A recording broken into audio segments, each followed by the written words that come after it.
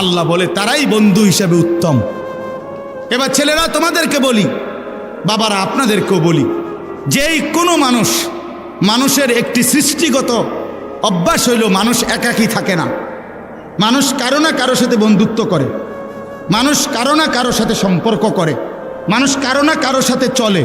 একলা মানুষের ভাল লাগে না, ঠিক কি না বলেন না কেন? তাহলে যে কেউই যে কারো সাথে চলে, আল্লাহ তাআলা বলেন ওয়া হাসুনা উলাইকা রাফিকা, এই চার শ্রেণী হলো উত্তম বন্ধু।